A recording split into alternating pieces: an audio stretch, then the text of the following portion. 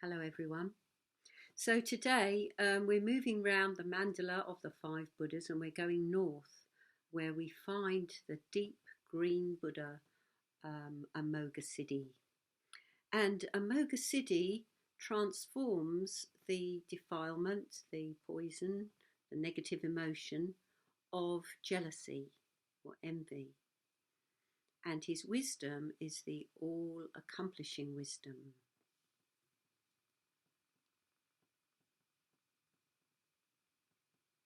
Om Amoghasiddhi Ahung. Om Amoghasiddhi Ahung. So here he is, the green Buddha Amoghasiddhi. And you'll see that his right hand is held up in what's known as the abhaya mudra, the mudra of fearlessness. So he's the Buddha that represents fearlessness. And of course, that's very relevant to us today, very relevant to us at the moment. So yes, his all-accomplishing wisdom transforms jealousy or envy. And his emblem is the double Vajra. Not just one Vajra, but two Vajras.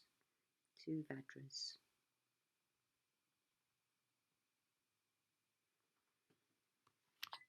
So it's almost like a reinforced Vajra. And often I think of that Vajra as whirling through the sky. I think that's probably because Amoghasiddhi's element is air. And he's often imagined as being pulled by these strange bird, half human, half bird creatures in a chariot through the dark night. So his time of day is the middle of the night, the darkest part of the night. And that's when we most need fearlessness. And I've no doubt that for many of us, the dark hours of the night can be quite anxiety provoking. Wondering if we're going to survive the coronavirus, wondering if we're going to lose loved ones, with everything being so uncertain. And sometimes I describe Buddhism as being a preparation for death. And if you're not used to thinking about death, I think that can sound very overwhelming and, not very appealing really as something to contemplate. But actually, it's the only thing that we can all be certain of, that we're definitely going to die. And yet it's the biggest thing that we all tend to ignore. I'm reminded of a story in the White Lotus Sutra, and it's the story of the burning house. So what's described is all these children playing at their games, all at their favourite games. They've all got different games and they're running about pretty unaware, and the house catches fire. But they're so involved in their games that they're really not thinking about the danger that's around them. And their father, a very old wise man, is outside and he's thinking, how on earth can I distract these children from their games? How can I make them see that actually they're burning? They're going to be burnt alive. So he comes up with this idea that what he's going to do, he's going to offer them their favourite toy. If they all come out, he's going to offer them whatever their particular favourite toy is, something much more glorious and magnificent than they've got so far. So that's what he does. He shouts to them, out here, here's all your favourite toys. And they come rushing out because, like us, they're all greedy, all out for a bargain, and they come rushing out for their toys. But actually what the Buddha gives them then is, you could say, the perfect toy. He offers them, so in the story, it's all these different carts. Of course, we're talking about, a couple of millennia ago when carts would have been an ultimate toy, but he offers them the best cart of all. Maybe it's all done up in gold and silver and jewels studded and everything. And so that's what he gives them. And of course, they're all delighted. Even though they didn't get exactly what they thought they were getting, they get something even better. And I was thinking, it was making me think about how when people come to classes at the Buddhist Centre, they don't really know what they're getting. So often they have come from burning houses in terms of depression, anxiety, feeling like there's something more to life than they've been aware of. You know, there's something that drives people to keep looking. So they come to the Buddhist Centre, but they usually come not for Buddhism but for meditation.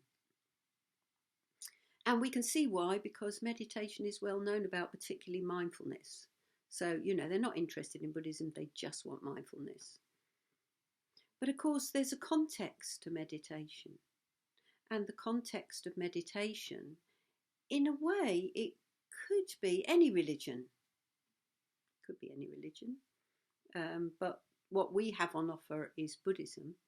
And one reason that people sometimes don't mind coming to a Buddhist centre, of course, is because they're not asked to believe in a God. You know, they're not really asked to believe in anything. It's much more try it and see. Just see what's here. Try the techniques and see if they work.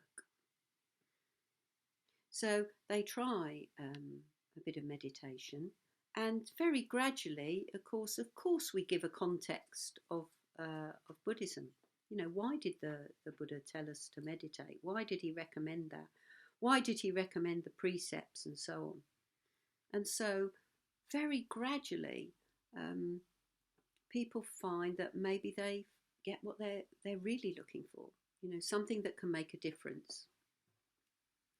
So another aspect of Buddhism that's often seen as not very palatable to newer people is, you know, this word suffering, dukkha, unsatisfactoriness. Because some people think that what's being said is that Buddhism is a bit depressing, it's all about suffering. But of course, it's about overcoming suffering.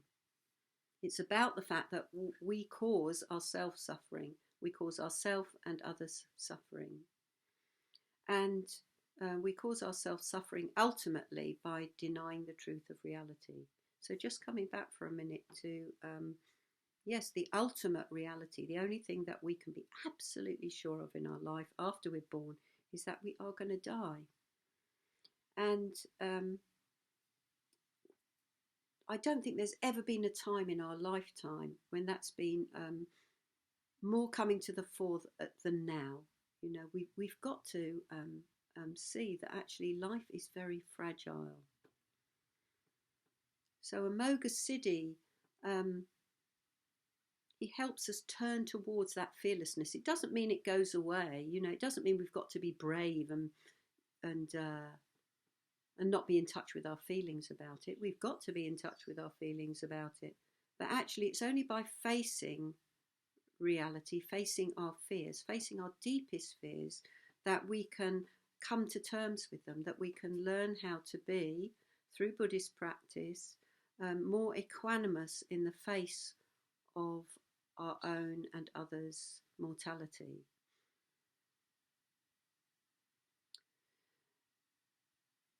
So yes, what about this envy and all-accomplishing wisdom? Well, I'll just say very few words because I'm nearly out of time. So yes, when we're envious, when we're jealous, it's a bit like we're not in touch with our own potential. So we're looking at others and being, you know, jealous or envious of them. So when we feel full of our own accomplishments, confidence, that's what we're really talking about. When we feel confident, we don't need to feel jealous about anybody. It's like we are unique and we'll do things in our own way. We're enough as we are. That's a good place to leave it. We're enough as we are. Okay, see you tomorrow.